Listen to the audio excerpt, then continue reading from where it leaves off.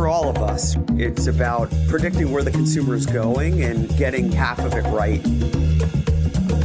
One of the things we want to do is create ads that don't suck. Embracing change creates great possibility.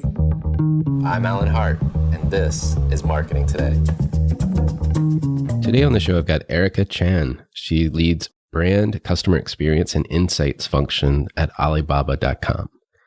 Alibaba.com is one of the world's largest B2B e-commerce marketplaces and a business unit of the larger Alibaba group. On the show today, we talk about the almost $24 trillion global B2B e-commerce market, which is 6 times larger than the global B2C e-commerce market.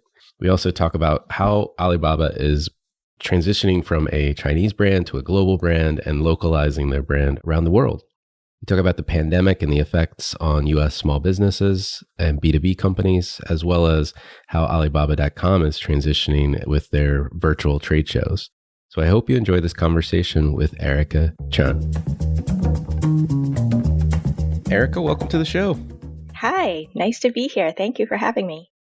We're living through this pandemic. We're all probably working from home. And I hear you're living in apartment living in Brooklyn. It must be pretty tight, I would imagine. That is an understatement, but yeah, it's been a journey. Although I cannot complain, but living at home and working from home with a 6-year-old and a husband that also works from home has required creativity. And so, for example, right now I'm actually huddled right outside my bathroom on the floor, because at any minute, if my daughter barges in the door, this is actually the door that locks, and I've discovered that I get decent Wi-Fi on the other side. That's awesome. That's awesome. You have to find your quiet spaces and and hold those things dear to yourself. Let's talk about your path and your role at Alibaba.com, where you're leading brand and corporate strategy. Tell me a little bit about what did you do before Alibaba, and then how did you make your way to Alibaba.com? I joined Alibaba towards the end of 2018 to lead the brand and corporate strategy function for Alibaba.com, which is one of the biggest business-to-business e-commerce marketplace platforms in the world. What people often get confused between Alibaba.com and Alibaba Group is that Alibaba.com is actually one business unit within a much larger Alibaba Group.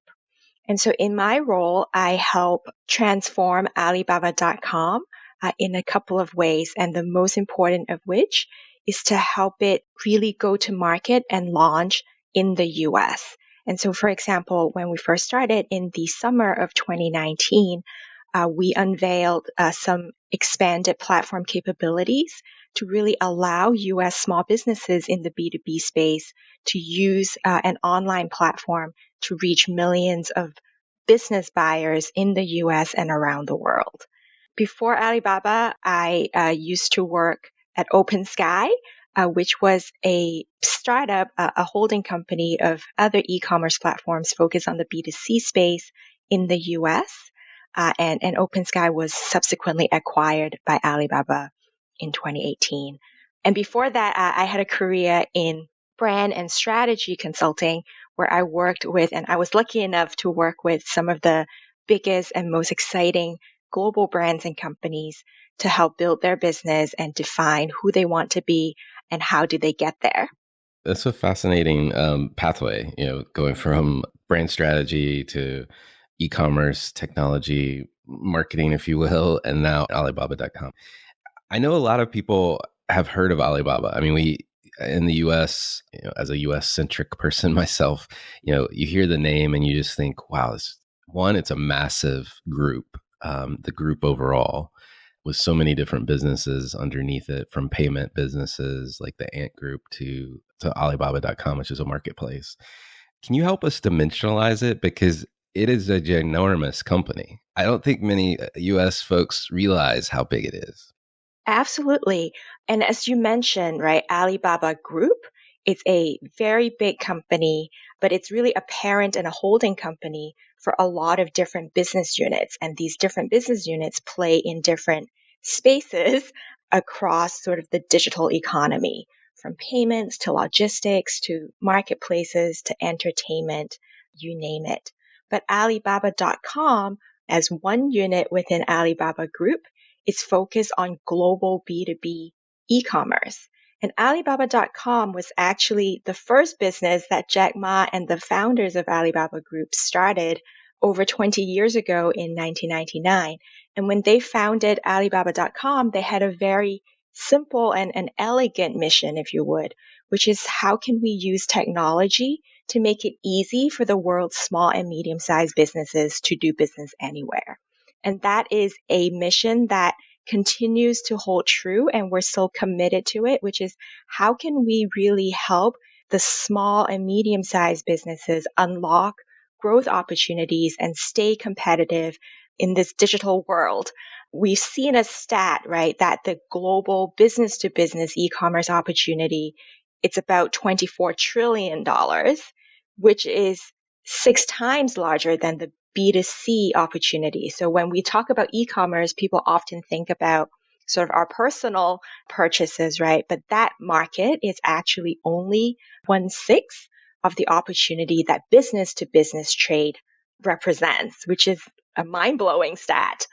For the first 18 years, Alibaba.com, we were essentially an online listing platform. So think about really a digital yellow pages, if you would, where our sellers would list their contact information, their production capabilities, and then the buyers, these are business buyers from around the world, would come and look up suppliers who are able to supply or manufacture whatever products it is that they need. And so for a long time, right, it was actually a place where global and a lot of them being US based, small businesses looking for sellers, manufacturers primarily in China and in Asia. Fast forward though to around 2017, and Alibaba.com and Alibaba Group realized that we need to really transform the platform to take it into the 21st century and to make it truly helpful and relevant to today's business to business trade. And so we transformed the platform in a couple of ways. One is we enhance the functionality and capabilities of the platform. So in addition to it being a place where a buyer and a seller would meet, we're also building in trading features and capabilities so that the buyer and the seller can meet one another, but they can also complete that trade on our platform. So everything from payments and financing to accessing logistics and other supply chain solutions. A second transformation is to really diversify the supply. As I mentioned, because of the way we grew up, the majority of the sellers on our platform are based in China or Asia. And so with the transformation, we realized that we really need to globalize the supply on the platform, and opening up the platform to US-based sellers to access global demand is a big priority of ours. And so what's very exciting, right, is that we are sort of on this mission to transform a 20-plus-year-old business to make it even easier for small businesses to do business anywhere. And we're seeing that Alibaba.com is now one of the fastest growing business units within the much larger Alibaba Group. It's fascinating to just study Alibaba in general and Alibaba Group and Jack Ma, the founder that you mentioned, and the stat that you threw out of 6 times larger than B2C. So, for Americans out there listening to this or other folks that just aren't as familiar with Alibaba, you could add up eBay, Shopify, Amazon, and then multiply it by 6 to see the market that Alibaba.com is playing in. It's hard to even comprehend, frankly. Well, in your role in driving global growth, including in the US, how do you think about localizing a global brand and what was traditionally maybe seen as an Asian or Chinese brand? How do you think about, one, I guess, globalizing it and then localizing it as you expand into different markets? The story is actually quite meta, because as we are helping US companies go global, right? And we're helping US companies go global in 2 ways: by being able to sell and access demand that are both in the next state on the other side of the country, but also across oceans and seas. And we're also helping them with offering more options in terms of their supply chain. And so we're helping them overcome the barrier of essentially geography, language barriers, etc. But at the same time, Alibaba.com and Alibaba Group, right, as a company is also globalizing. The fact that our team exists, our small team exists in the US, right, to help US small businesses globalize, we're also going through this ourselves. And we understand the necessity, the challenges of how to access new markets. And first and foremost, I think we understand and appreciate the importance of local knowledge and being able to offer a local perspective to a global strategy. And I think just speaking for Alibaba.com for a second, this has been an interesting journey, right? To go global while going local. And I think things that we need to keep in mind is that while Alibaba Group is very big and it's very successful, we know that things that might work in one country or one region might not necessarily always transfer to another region. So how do we appreciate local markets, local ecosystems? How do we forge those local relationships has been very important to us. And what we're doing here in New York, in the US, is to how do we make sure we can bring back these local perspectives to inform a much larger global strategy, right? And one of these things we're trying to do is how do we transfer knowledge? How do we talk about it? And how do we ourselves become an accelerator for the globalization of a much larger company? As I was taking a look at the platform itself ahead of the interview today, you can source or buy or transact anything on Alibaba.com. I mean, literally, I feel like there's no category, no product idea that you can think of that's not in existence on Alibaba.com. I mean, from high-end electronics to iron parts, like it's all there. How are B2B companies in the US like turning to Alibaba.com, and has it changed at all during the pandemic that we've been going through? Yes. Yes is the short answer. I think for US businesses that use Alibaba.com, right, our platform's goal is to make sourcing and selling of things so easy and so efficient, right? That we can help small businesses easily expand their reach and also optimize their supply chain. But ultimately, the goal is that so that these small business owners, these entrepreneurs can spend their time on things that they really care about, like coming up with their new product ideas or strengthening and growing their business. And so in terms of how are US companies using Alibaba.com, they can use it in two ways, right? They can use the platform to source, access supply, and they can also use the platform to sell, to reach customers. On the buyer side, our platform has a very high volume of active buyers, upwards of 20 million. And today, about 30% of these buyers are based in the US. And so what the buyers come to the platform for is really, as you mentioned, the almost unrivaled catalog of products, but more importantly, it's the manufacturing capabilities. Not only are there wide selections of products that you can find on the platform, it's really the manufacturers behind those products, right? Very often, our buyers come to us with an idea, and they, through their discussions with manufacturers, they can actually bring those ideas to life into an actual product. And so I would say the buyers that come to our platform, they really span the gamut in terms of small and medium-sized businesses. They're manufacturers, they're wholesalers, they're retailers, they're brands that are looking for manufacturing capabilities, and they're also just businesses that need to buy a lot of things in order to keep their businesses going.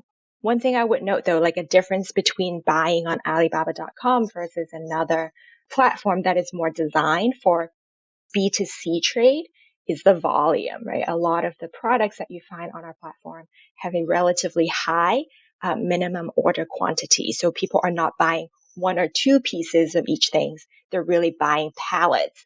And our sort of average order size is in the thousands rather than the tens or the hundreds. The other way US businesses use our platform is to sell. And it was very exciting that in the summer of 2019, we sort of went to market and launched our expanded features tailored to US sellers in the summer of 2019. And what that allowed sellers to do is really access three things at once. The three things being, how do they set up a digital storefront to sort of upload their catalog and present their capabilities online? Two is, once they set up the storefront, getting the traffic and the eyeballs that they want so that folks from near and far can discover their businesses and begin to trade with them. And the third, and something that we're really trying, is really building out an ecosystem where, in addition to accessing demand, that our sellers can access an ecosystem of services, right? Things like logistics and payment support, but also content that we think are super important in order for these US-based sellers to succeed in global and regional trade. Interesting, especially on the services component, the ecosystem you just talked about. I hadn't thought about that, but if you were trying to globalize your business in whatever means that is, selling, buying, sourcing, providing services, it is complicated, or it can be, and that education component or services to help ease that transition, that does seem like a really important piece of the puzzle. Absolutely. And you also mentioned, Alan, how COVID has changed things. And what we're seeing, frankly, is during the pandemic, what has become very clear is that digitization, or going digital, having an online presence and tapping into e-commerce, is no longer just something that's good to have. And what we've really seen is sort of 10, 20 years of change being accelerated and taking place in just a few weeks or months. And so what we're seeing is that the US, for example, or our US seller base, is one of our highest growth segments on the platform. And we're also seeing that the volume of trade amongst US businesses on our platform has massively increased. And so we actually did a survey of not just our customers, but 5,000 US small business decision makers towards the end of last year. And we wanted to take a pulse and understand where businesses are when it comes to adopting digital channels and their appetite for going global. And what we've seen is that companies are getting digital and going global during the pandemic. So just some stats that I'll throw at you.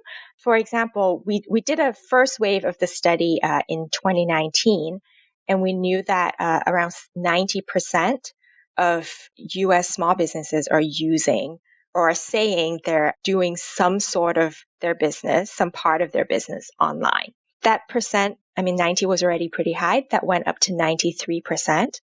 But what is really a big change was that of those 93%, 43% are using e-commerce platforms, which is an 8 percentage point increase since 2019.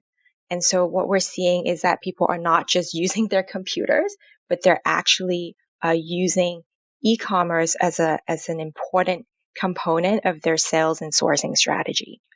We're seeing that as a result of that, people are hiring and retaining staff specifically to support their digital operations and their e-commerce. And so in our survey, a little over half, 56% of the businesses hired new staff or at least kept their existing staff level who are dedicated to supporting e-commerce. And what is also fascinating, right, is that e-commerce is actually a gateway to going global. Because when you can do things online, you can go much further than you can physically on a train or on a plane. And so what we're seeing is that the shift to digital is also driving more international cross-border trade. We're seeing, right, that the companies we surveyed say that international trade is now making up 25% of their business, which again is an 8 percentage point increase from just 17% in 2019. And so we're seeing over the course of a little under a year, we're seeing massive change in terms of these small business decision makers in the US really looking towards digital and global markets in order to continue to grow their businesses. Amazing growth, if you will. I mean, we always hear it in the news on the B2C front, e-commerce sales, et cetera, through the pandemic. But gosh, it only makes logical sense that it would be happening in the B2B world as well, but we're not hearing about it. I know. And frankly, the B2B world has been a little bit behind when it comes to adopting digitization, but we're seeing that they're really catching up, which is very exciting. Quite amazing, especially as you think about just how to have a healthy business in a world that continues to change. Technology and e-commerce play a huge role in making sure you can stay healthy and not survive, but just thrive as well. Well, speaking of pandemic and the pivots that the B2B folks are doing, you're also pivoting the business with these virtual trade shows we talked about, I think, or highlighted last conversation. Tell me about how they work and what the response has been. I guess it was a year ago now, almost to the day, right? When COVID hit, a lot of things stopped. And one of those things being in-person trade shows and in-person conferences. And in-person trade shows had actually been one of the most important business development and customer acquisition channels for B2B, right? That's really how people got leads and how businesses got done. But overnight, that was something that just went away. On the buyer side, they also missed out on sort of an avenue to discover new and innovative products, to meet and negotiate with suppliers. And so we felt like we needed to step up and continue to create that forum for buyers and sellers to interact in real time so that trade can continue. And so we launched something that we called Online Trade Shows USA. And these are category specific online events that lasted a few days at a time. And last year, the three shows that we put on, one was centered around supplements and nutrition, one was around food and beverage, and another around beauty and personal care. And these really provided the forum for our US-based sellers to showcase their goods through our social media platform, through interactive live stream platforms, so that they can showcase their capabilities and answer questions in real time to thousands and then eventually millions of viewers. And so that was a success. And actually recently, this past month, we felt that there was opportunity to make these category specific trade shows even bigger. And so in February, we launched something on Alibaba.com, which is the Made in the USA trade show as part of the Global Products Expo. And this was really the first time where a US focused event was featured front and center on Alibaba.com's homepage. And this is a homepage that gets millions of daily visitors, right? And so we just felt it was very exciting that we could create, again, that stage for our US-based sellers to showcase their amazing products. And so they were allowed to, for example, upload videos of tours of their factories, do live product demos, and then through the platform, they can also respond to questions and inquiries. And it was really exciting to see how sort of hundreds of sellers from 30 states or a little over 30 states around the country participated and were able to showcase their capabilities to a very global audience. And what great exposure for those businesses and those companies. It's pretty amazing just to think about. I mean, as a marketer and, maybe stepping back from your current role a little bit, you think about marketing and companies and how they'll need to change in 2021. How do you think about it? What do you think is kind of top of mind for marketers as we go into 2021? At least what's top of mind for me is how do we continue to earn and build that trust with our customers? I think building that trust and finding a meaningful way to interact with them, it's more important than ever.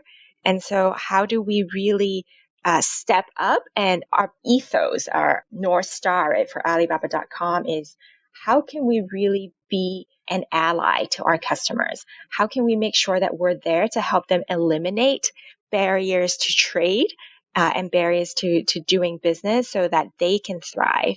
And so what sort of keeps me up at night is how can we actually deliver on that promise, and how do we actually add true value to our customers so it's not all just talk. And I think we have a very customer centric approach to everything that we do. But I do think being able to really place the customer at the center and working backwards from that in order to inform not just marketing, but sort of every customer experience decision that we make is very important. The notion of trust has come up a number of times on the podcast recently. Actually, at the beginning of the year, there was an episode with a Deloitte, and they were talking about trends in marketing going forward, and trust was one of the biggest. And we were talking about, I think it was Edelman research around how so many governments as well as businesses are just not trusted in various realms, right? And it's something that everyone needs to be working on. And the notion that you just described, I think, is one of the most important. Is that to build trust, it's not only just putting the customer at the center of what you're doing, but actually designing the experiences to be more helpful and to engender delivery on your promise. One thing that I always say is that our brand team or our marketing team do not only include people who have brand or marketing in their job titles. We feel very strongly that everyone within the organization is part of our brand and marketing team, right? Whether you're in sales, whether you're in product development, in research and insights, all of these different parts play a role in delivering a customer experience and in building that trust. And so we just all need to work together and make sure that we are sort of together earning that trust through better products, better experiences, better services. I want to switch gears entirely. We turn the microphone around, so to speak, and get to know you a little bit better as a person as well. We know you live in a small-ish apartment in New York with a daughter, and your bathroom is a very quiet place. But so we know enough already. But I love asking this question, which is my favorite question to ask: is what experience of your past do you think defines or makes up who you are today? I think one thing is sort of for the majority of my life, I've always been an expat. I grew up in Hong Kong, but I left home when I was 15 to go to boarding school abroad, and I have sort of been a nomad ever since. And I think being an expat or a nomad or a visitor sort of gives me a unique perspective, and that's something that's just part of who I am, right? I think it gives me an interesting sort of distance with the cultures and the places and the people that I surround myself with, but it also allows me to develop a kind of empathy that I think is very important, especially in the world of marketing and customer experience development. I'm envisioning you as like a world traveling anthropologist, where you're observant in ways in which if it was your culture that you were in, you might be blind to. Does that make sense to you? Does that? Yeah, I love that. I might borrow that from you. Sure. Yeah. No, I had this visual come to mind, and it, especially as you talked about the distance and the empathy component of the perspective it gives you. It's kind of interesting. What advice would you give your younger self if you're starting all over again? I think one of the hardest things to learn and also to get comfortable with as a woman, maybe that's not fair, but I think it's the importance of being comfortable talking about and marketing yourself.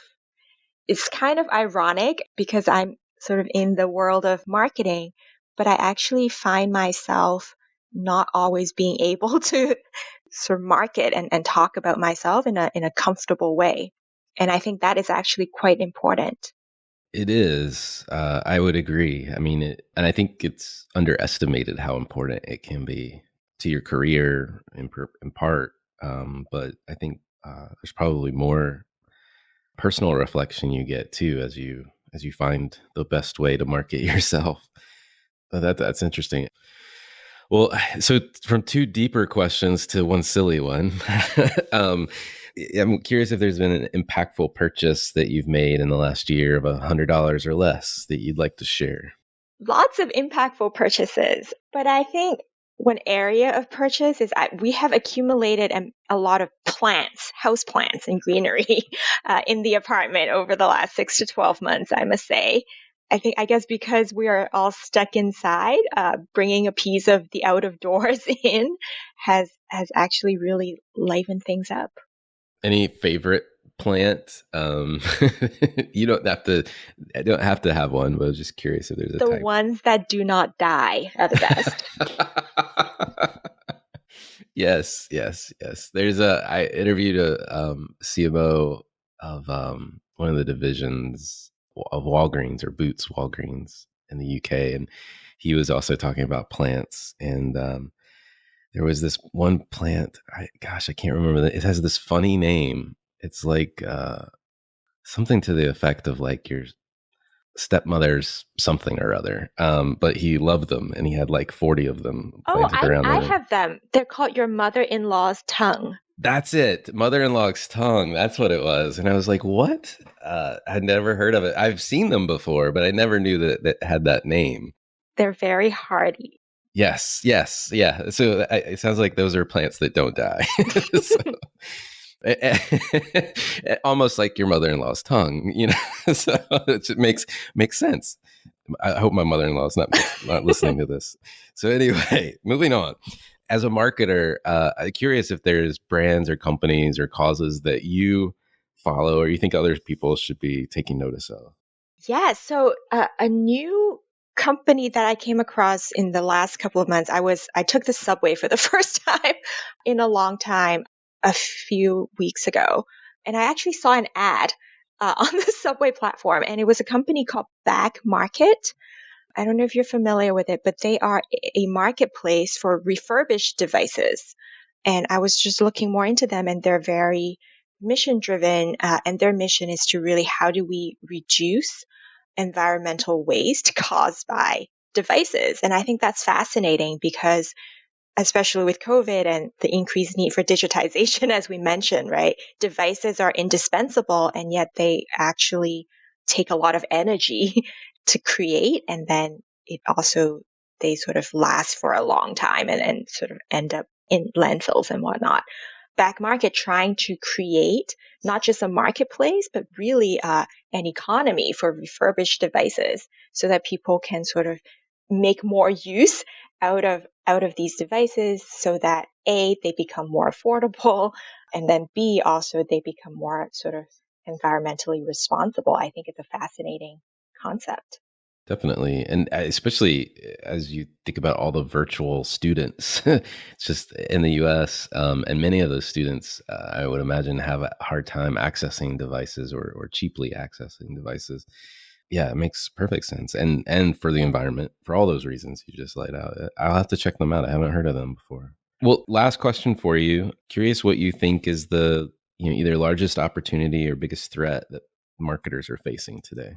So I think similar to what I was talking about earlier, I think a big threat is if people within an organization operate in silos. And so I think the opportunity is really, how do we better integrate marketing, comms, customer experience, sort of all together, so all of these different pieces work together to deliver customer value and to build that relationship and trust with our customers. Because I do think, right, especially in the world right now, it's harder and harder to draw the lines between sort of where PR ends and where marketing begins, or where product experience starts and where service begins, right? And so I think organizations that internally are siloed and see these different functions being very separated at the end might not be sort of well positioned to deliver the greatest customer benefit. Erica, thank you so much for coming on the show. Enjoyed the conversation. Thank you for having me. Hi, it's Alan again. Marketing Today was created and produced by me, with support from my team and podcast editors, sound engineers, and writers at Share Your Genius. Find them at shareyourgenius.com. If you're new to Marketing Today, please feel free to write us a review on iTunes or your favorite listening platform. Don't forget to subscribe on marketingtodaypodcast.com and tell your friends and colleagues about the show. I love to hear from listeners. You can contact me on marketingtodaypodcast.com. There, you will also find complete show notes, links to what was discussed in the episode today, and you can search our archives. I'm Alan Hart, and this is Marketing Today.